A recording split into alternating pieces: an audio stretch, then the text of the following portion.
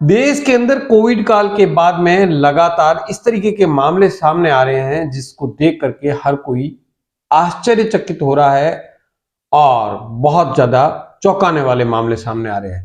कि यंग युवा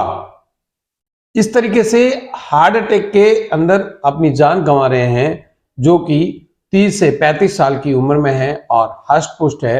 और उनकी अचानक हार्ट अटैक आने से मौत हो जाती है और पूरा परिवार जो है बिखर जाता है। दरअसल मैं ये आपके सामने इसलिए बात रख रहा हूं क्योंकि राजस्थान सरकार द्वारा चिरंजीवी योजना जो है उसके अंदर कुछ टर्म्स एंड कंडीशन हादसों के लिखे गए हैं, जिसके अंदर आग से जलने का है, पानी में डूबने का है, सड़क हादसे में है, मकान से गिरने की है। लेकिन क्या यह एक अपने आप में दुर्घटना नहीं है जिसके अंदर एक युवा, एक परिवार का, हंसते खेलते परिवार के अंदर युवा को अचानक हार्ट अटैक होता है और हार्ट अटैक से उसकी मौत हो जाती है और पूरा का पूरा परिवार सड़क पर आ जाता है, पूरा परिवार तबाह हो जाता है क्योंकि घर में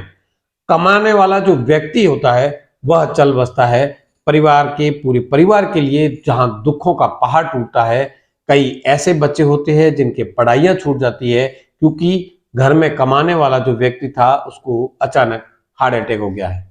हालांकि ऐसा कहा जा रहा है कि यह हार्ट अटैक जो है यह संभवतः कोविड की वजह से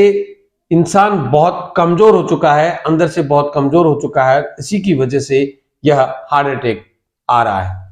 आपने देखा भी होगा पिछले कुछ दिनों से डांस करता करता व्यक्ति हार्ट अटैक आता है और उसी जगह गिर करके उसकी दुखद मौत हो जाती है। आपने ऐसे भी कई केस देखे होंगे जिसमें हॉस्पिटल पहुंचता है अपने इलाज के लिए, अपने कुछ डॉक्टर से गाइडेंस के लिए ऐसा, और अचानक अखबार पढ़ते हुए व्यक्ति की मौत हो जाती है। और आपने ऐसे भी कई केस देखे होंगे कि वह शादी की तैयारियां कर रहा था, अपने घर में खुशियों की तैयारियां कर रहा था, अचानक उसे हार्ट अटैक आता है और पूरे घर की जो खुशियां हैं वह मातम में तब्दील हो जाती है। और इस तरीके के अनगिनत केस आपको पिछले कुछ समय से कोविड काल जाने के बाद में आपके सामने इस तरीके के आए होंगे।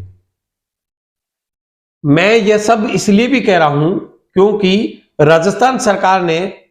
पहले इस मामले को गंभीरता से नहीं लिया है, क्योंकि लोगों को अंदर से कोरोना ने इतना खोखला कर दिया है कि वह पूरी तरीके से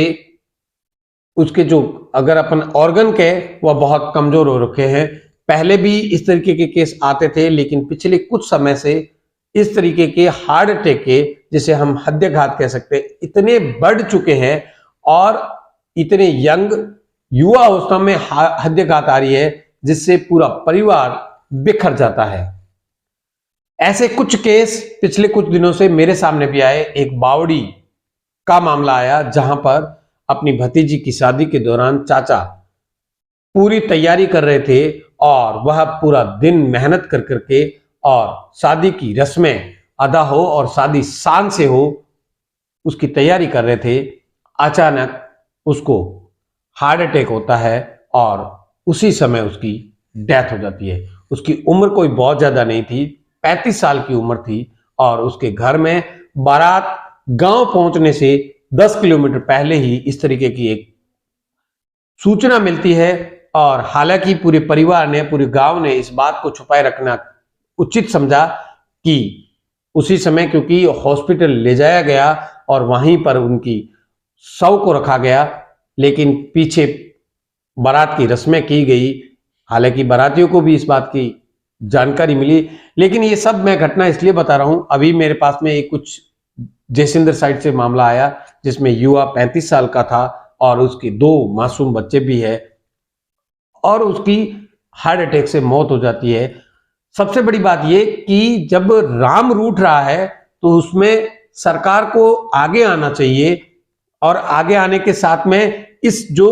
हृदयाघात हो रही है, इस हृदयाघात को सरकार को चिरंजीवी योजना के अंदर लेना चाहिए, क्योंकि कम से कम परिवार के पास में, हालांकि इस दुख की घड़ी में पैसा मायना नहीं रखता है, लेकिन परिवार को चलने के लिए, परिवार को चलाने के लिए, परिवार की रोजी रोटी के लिए